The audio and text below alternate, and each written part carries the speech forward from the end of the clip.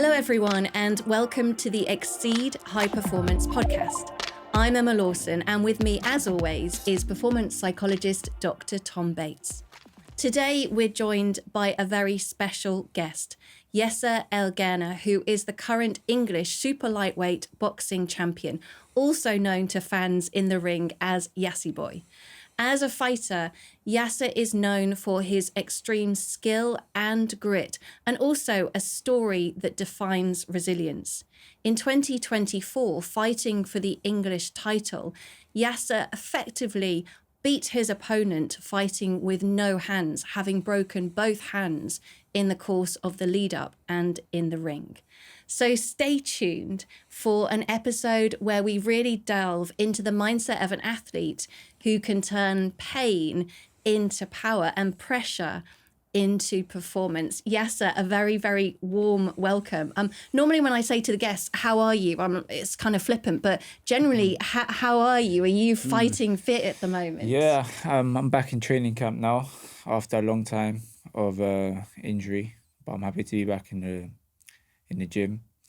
So just ticking over. I've already got a fight date. So just literally get back into shape, getting back into the groove, punching again, running again, and then back to doing what I do best. Cool. Well, I'm excited to kind of get into that. But just to sort of start off, the one thing that surprised me when we first started chatting was you actually never wanted to be a boxer, right? It was never the plan. You wanted That to was be... not the plan, no. Yeah, you wanted to be a footballer. Correct, yeah. I was trying to follow my dad's footsteps. That's what my dad loves. He's into the football. So he was taking me to teams and academies. So he was really pushing me to get that scholarship, but it didn't really work out. And that's where things started to go downhill. Hanging around with the wrong people, get into trouble, the usual. What age were you then? 15, 16. 15, yeah. Yeah, so that's where I started trying new things, bricklaying, wanted to be a surveyor, hairdresser, barber. I tried it all, and I found boxing. How did you find boxing? To be honest, I had anger issues. So I used to go to counselling. I used to see one of my counsellor once a week. And I used to get in a lot of fights in school. So I've been, I got excluded, permanently excluded for fighting because it got to a stage where they weren't giving me any more chances. So I got sent to a unit. So it's like a school full of kids that get kicked out. And then that's where my counsellor said, look, if you like fighting so much, why don't you try it properly?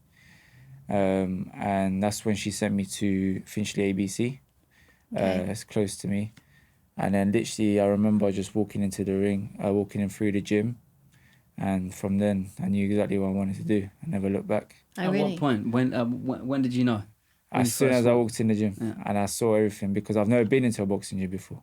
So I've seen films, Rocky and stuff. So it felt just like that going in, and I was just seeing people sparring, seeing the boxing bags, and it was like obviously kind of old school retro gym. So it was like them old school gyms. It weren't nothing fancy.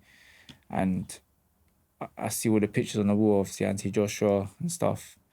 And then I was like, this is what I want to do. Was there a kind of coach or a mentor in that gym who found you and then was really sort of supported you? To be honest, when I first started, I done pads with one of the coaches, and when I done pads with one of the coaches, they said, yeah, you definitely boxed before, and I was like, I haven't. It's my first time. Really? And then he was just like, no, I know you've boxed before. There's no don't lie. And I was like, I promise you. Yeah, in the playground. So I just knew like it was in me. Do you know what I mean? This is what I was born to do. Do you know what I mean? So, and it's completely different to football, because with football, you've got 11 on the pitch. So, you have the coach who has their favourite boys, who their eyes on. Boxing is completely just you on your own in the ring. You're winning, you're doing something right. You're winning titles, you're doing something right. So no one can look away from that. Do you know what I mean? It speaks for itself. And that's what I like about boxing, because your main focus on yourself.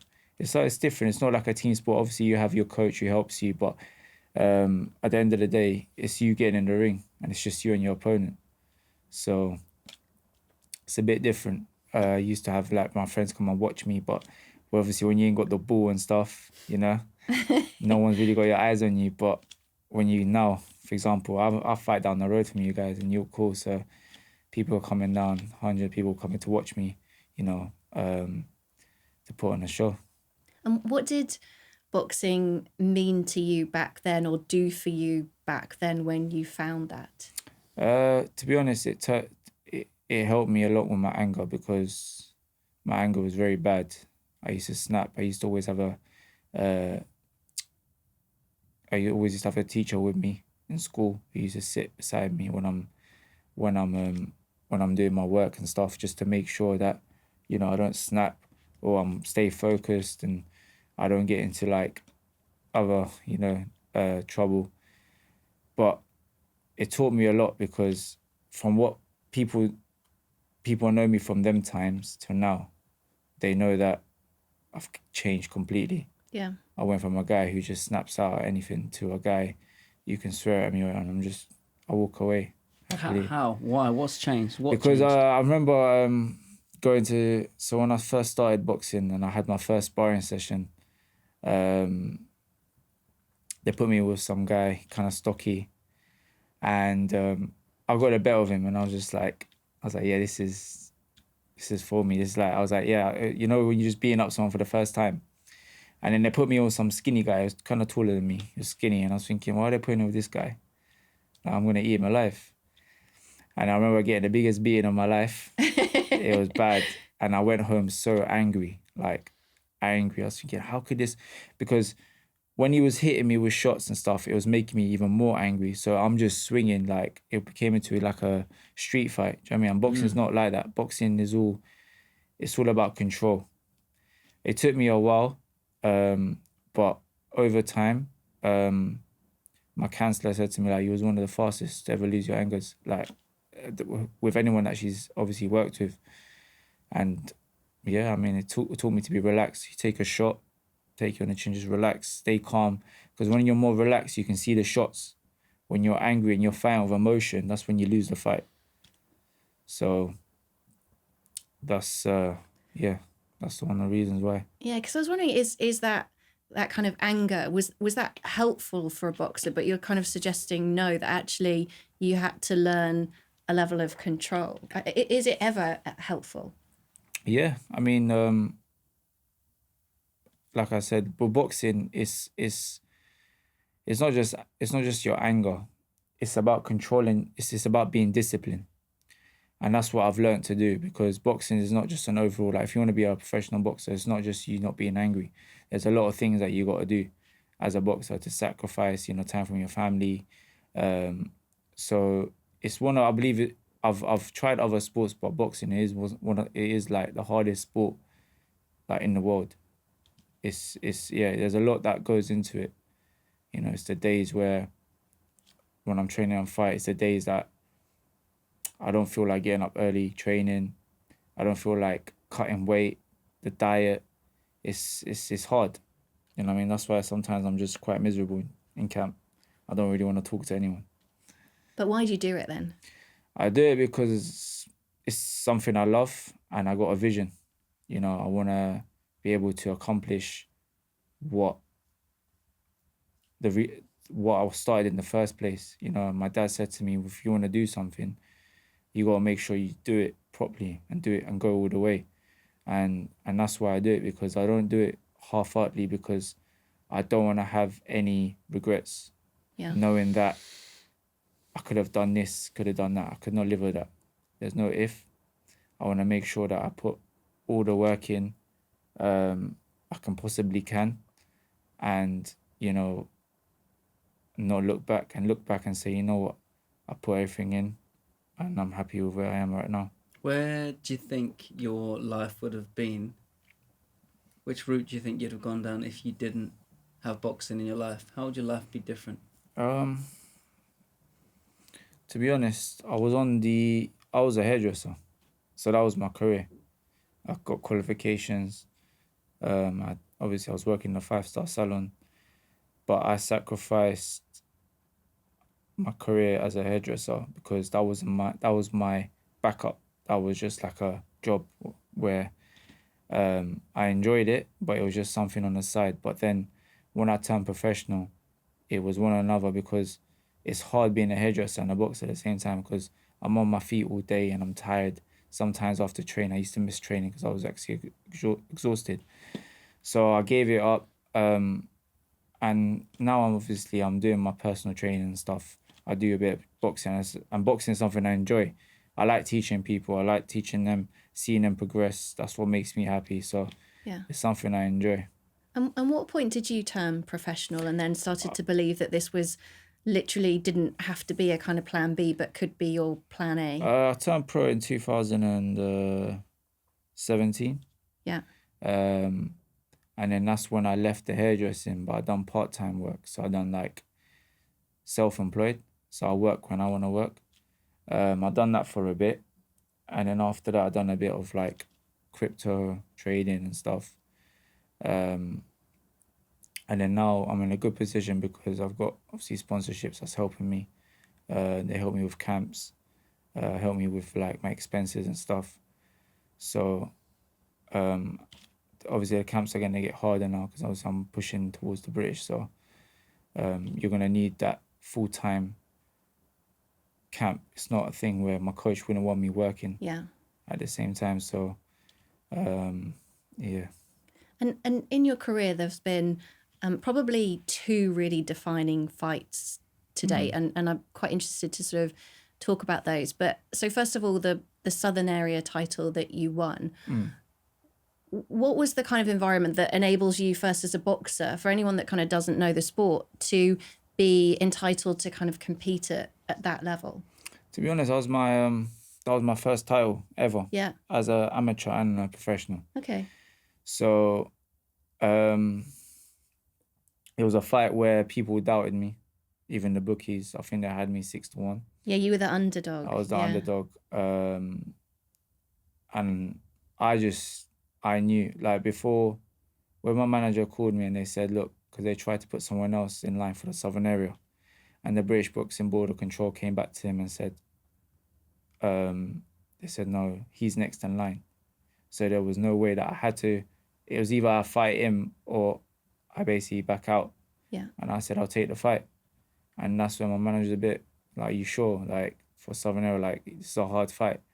And I said, bro, like I believe in myself. I know I can beat him easy. And then, yeah, there was that was the fight that actually put my name in the mix because no one really knew. I think I was ranked like 60 in the country, and now I'm ranked top 10.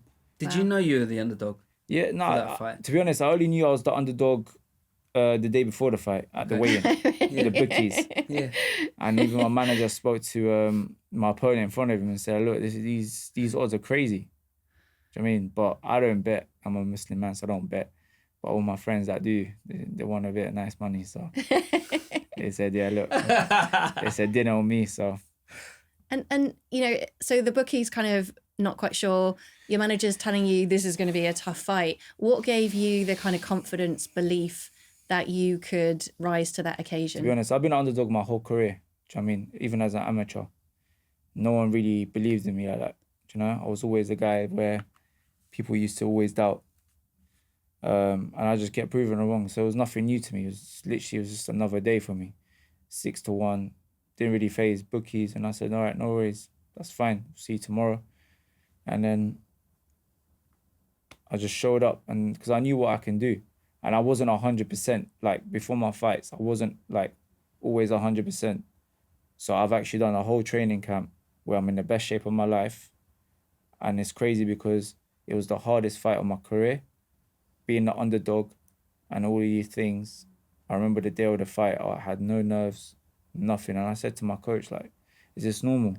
So I just feel it feels normal. I'm in there, and I'm in the change room just having banter with everyone, forgetting I'm even fighting. And he's like, because you've done the work. Yeah.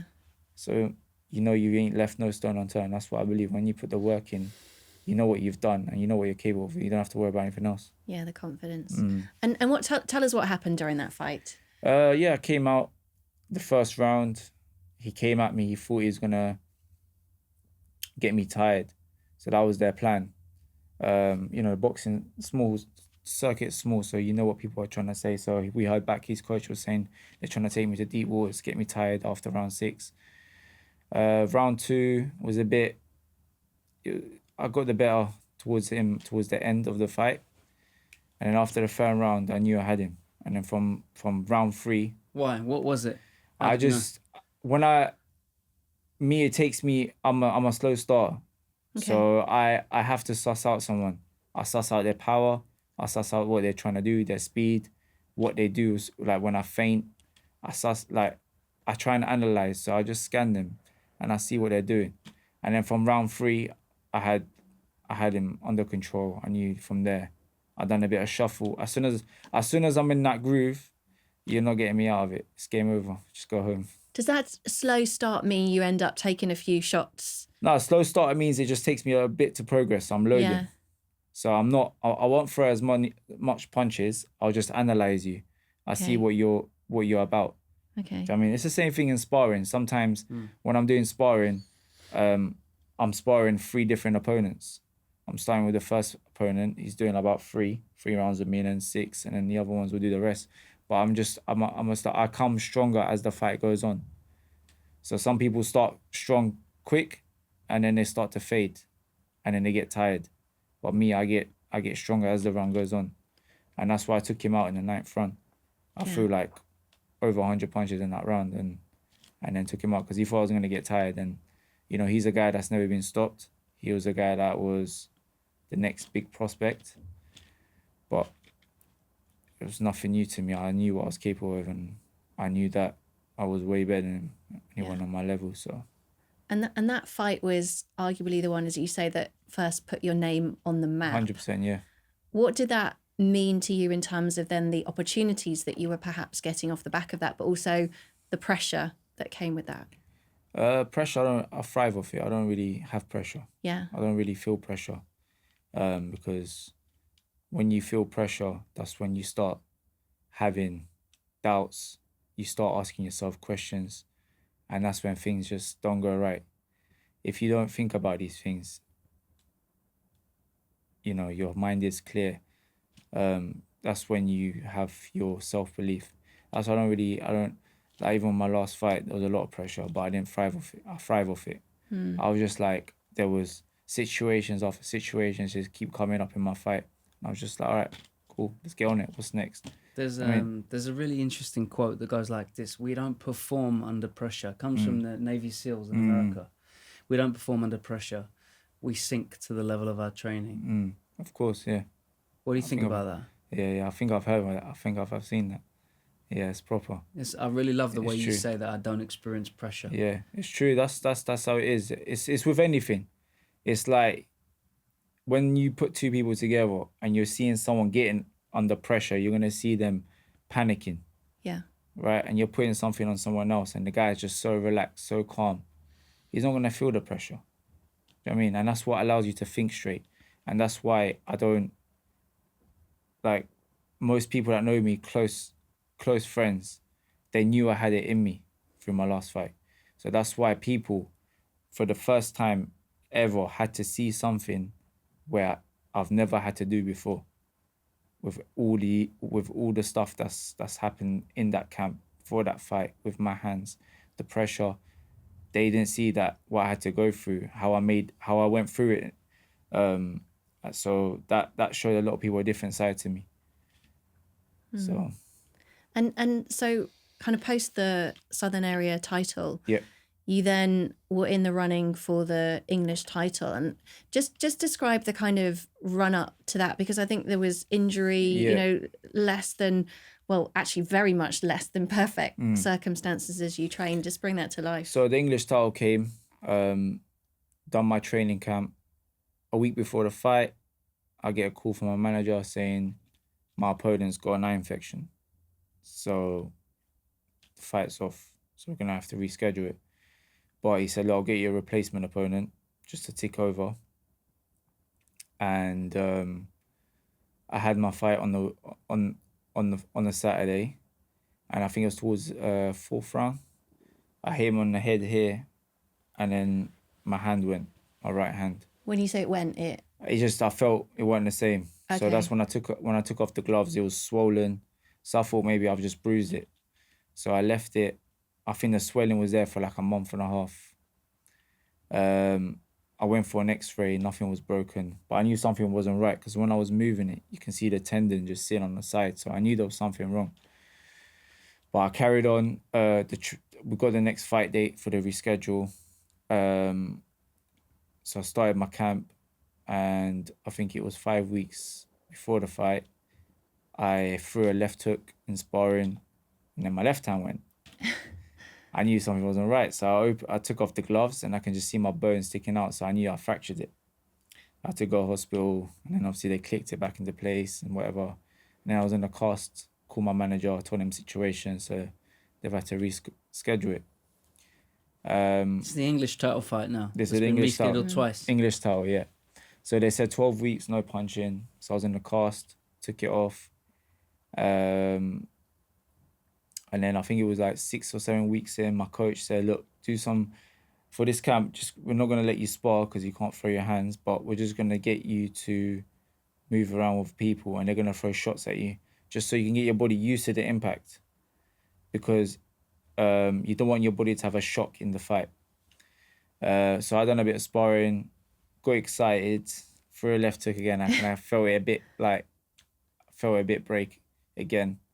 So I went back there and he said, look, it's moved out of place. So they said they were gonna give me surgery and put a pin inside. But they said, look, because you want to carry on with your career, we're not going to do that. So you're going to just have to let it heal properly again.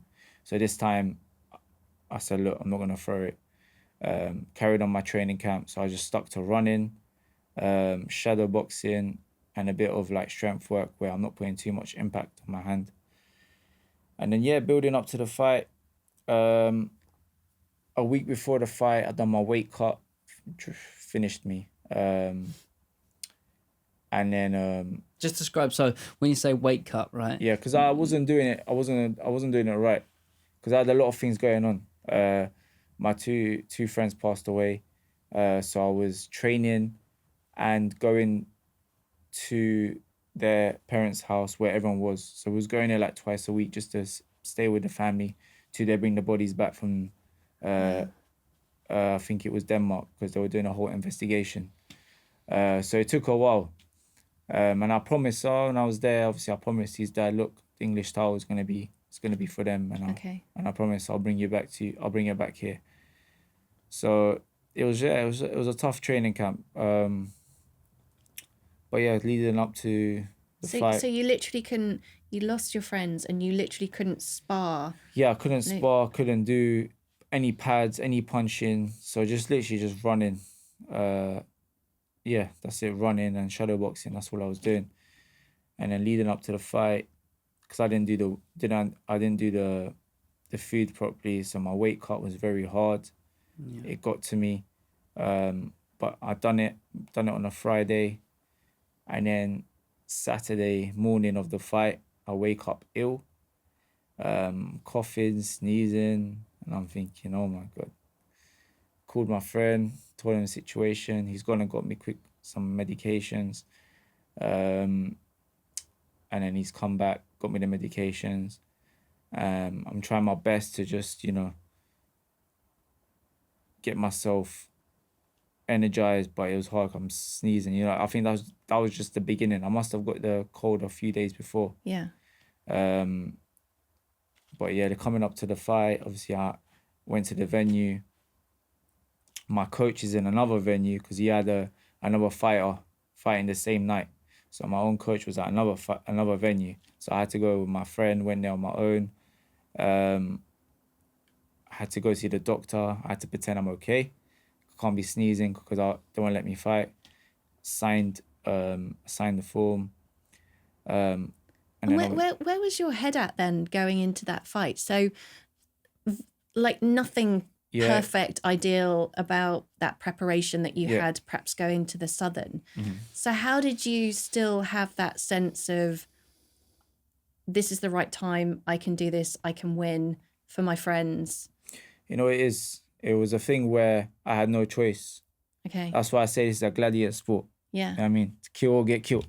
Yeah. if someone's coming to your land, you're going to have to fight. And that's just the way it was. I wasn't going to pull out. I'm never the type of guy to pull out last minute. It was because I've pulled out once and he's pulled out once as well. You can't pull out again. You pull out again, you lose the title. Yeah. So it was either, my friends were funny about it. My friend knew about my right hand. He was happy for me to go in there with one hand. But then when he found out I had the left hand, that's when he's like, no. That's why I pulled out. But going into the fight, I said, look, if my hands are going to go, I'd rather it go in the fight. Because adrenaline and stuff, I'm not going to feel it as much.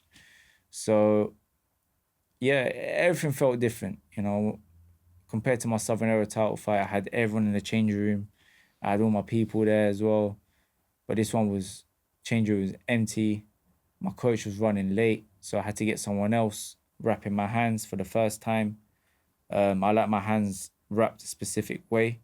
So someone else wrapping your hands for the first time, it's not just it's not how you like it. So yeah, I got used to it. So my coach is still running late. So he's got someone else to warm me up for the first time. And I remember doing bit pads with him and I just threw a left hook and I felt it go a little bit. And I just said, look, mate, don't worry about it. Even in the warm-up? Even in the warm-up. So I said, look, don't worry. I didn't even warm up. So I was just like... What do you do in your mind, right? So here you are. You've deliberately adjusted your training program. Nothing's gone according to schedule. You're in the warm-up with a different coach. You're getting your hands wrapped by somebody else. It's unfamiliar territory, right? Definitely, This is like the moment when you've prepared for so many weeks to be at your best and you feel it on your left hand after the pad work with someone that you don't normally work with. Like, what happens in the mind? How do you win that battle? What are the voices that are going on at that moment for you? To be honest, I don't really have these voices. Even if they try, I block it out. I said, all right, cool, no. I just said to him, look, don't worry about it. My friend, my close friend, who's with me in camp, he knows what's going on. So I just said, look, leave it, it's cool. Just done a bit of a warm-up, whatever. And it just feels different, completely different, you know what I mean? But at the end of the day, just me and him in the ring. I don't need my people in the change room. But I know it's a different type of energy. But remember, I used to fight anywhere, in the school, in the street. It doesn't matter. Fight is a fight. So as I'm walking up the stairs to about to do my ring walk, I'm going to the toilet and I come out and then my coach literally just ran in with all the stuff. And then obviously he gave me a hug. And then at least that took some sort of pressure off me. Not pressure, but like, having another coach, another voice in your corner is a bit different because I'm not used to that. Sometimes you got to have that right voice in the corner to listen to. So him being there helped. And obviously, I walked out. And I still, no nerves. I knew what was going on, but still no nerves. And then, first round, my coach knew what was going on. First round, every round, he's asking me, how's your hands? How's your hands? Got to the fourth rounds, and I just said to him, it's gone. Who's the favourite in this fight now? Is it evens or? That wasn't favourite. Obviously, I'm the home fighter. I've got more experience than him. And did the bookies know about your... I don't think there was bookies on this. Yeah. But I was probably the favourite in that fight anyway. But this favourite thing is not... I don't really look into all that. No. You know what I mean? It's just... But after the fourth round, that's where my hands went and the boxing went out the window. So I've always had it my way when I'm boxing. I'm always making them look silly. I'm always doing what I do. But this is the fight where I had to really use something I've never used before. No one knew I had heart, but that's the day where I had to actually show that I'm willing to even throw with two broken hands. Yeah. Even towards the last round, my coach said to me, look, how bad do you want it? He motivated me and said, look, I want you to go out there and just give it all.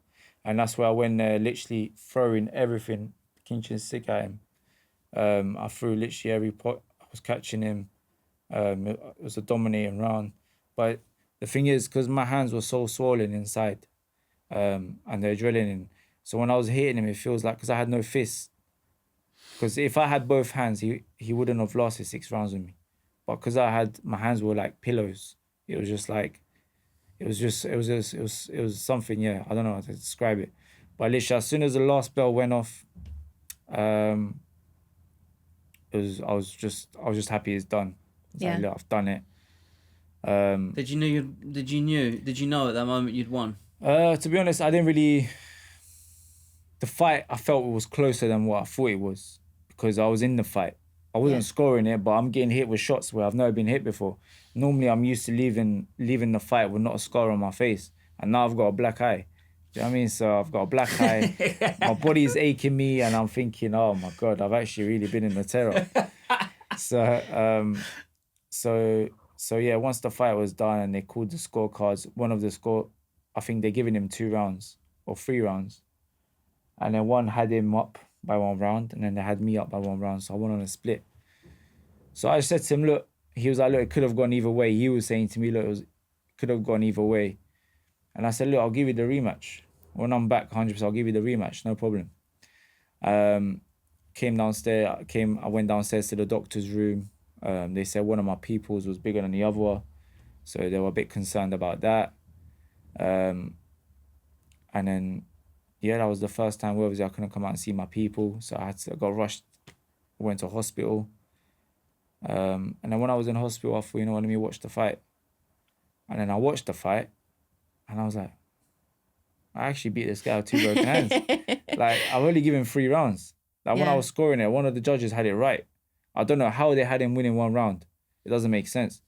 So, and that shows that was me at 20%. Literally 20% winning the English title with 2 broken hands, being ill, my coach not being there, all these things. So it's a lesson because I've been through that. I've showed I can do it. So next time, obviously the fights are going to get harder, is to learn from this. Do you know what I mean? Just to make sure that my camps are going properly. Obviously, you don't know what happens in life. You know what I mean? Sometimes you can't plan for you to have a great camp. It's with anything in work. You're gonna have bad days, but it was a lesson, and and I just showed in boxing you got to show you got a heart, and that's something I showed that I had that day. Yeah. You know, I want to just rewind here because you're in the fight, you're aware that your hands are gone, and you're throwing, as you described, pillows, right? Mm-hmm. So, but I'm guessing, and maybe with the adrenaline it isn't this way, but I'm guessing that with every shot that you land, there's still some sensation, there's pain. To be honest, in the fight, I think because it's the adrenaline, I didn't feel You no didn't pain. feel anything. I felt pain as soon as the bell went. The adrenaline came down. As soon as the bell went That's towards fascinating. It is, yeah. that's where they gave me the belt. My coach got, I was like, I can't hold it. I was like, literally, I can't hold it. Put it on my chest, can't hold it. And literally, the pain was unbearable. And what is that? Is that a mind's? Is that literally adrenaline, or is there something that the mind is potentially doing there to help to manage the pain? I don't know. It's fascinating for me because you know there's something called a placebo effect and a nocebo effect. So any belief, providing that you hold it with sufficient conviction, can literally change the way that your brain behaves. Okay. And so you can create and live out the world which you perceive based on your beliefs and expectations. In other words, when your thought is so strong, and by the sounds of it, you know, whatever happened in that fight, you weren't going to quit. You were never going to give up. You're never going to be stopped. I had my family, my friends' families that passed away. They were there, so I saw them up. They were sitting there with his kids. I can't let them down. Yeah. I mean, it's too much. Yeah. I was like, I can't go back and not go back and say, you know what? I said, this is for them. I said to him, I promise you, I'll bring you the title back. So that was the fight I had. After I took off, I got the belt, put the T-shirt on with their pictures on there, and obviously just showed them that it was obviously I see their family, his wife, his kids, they were crying. It was hard, but it was for them because they always used to support me in my boxing career. Yeah. Do you know what I mean? So, and they were good people, you know, the innocent people that died. So, do you think that when you have a strong enough purpose, I mean, not just you, but any of us, human beings in general, we're able to endure suffering to a greater degree? Do you think we can, when we have a strong purpose and a reason why and a meaning behind what we're doing? of course, there's a lot of things. If you've got a purpose, I think you can overcome a lot of things. Pain, suffering, no matter what. You know, some people sacrifice time from their families, their kids, like, you know, the armies, the military, they leave their kids because they have a purpose. So when you have that, you know, of course, like I had to miss my sister's birthday, my nephew's birthday. I love him to bits, but this is my job, this is my life, this is what's gonna feed my family. So it's hard, and I ain't got no kids, and I can imagine once I have kids, I'm gonna have to leave them Yeah. to provide. You think I want to be speaking to them through a phone, saying hi? It's gonna hurt.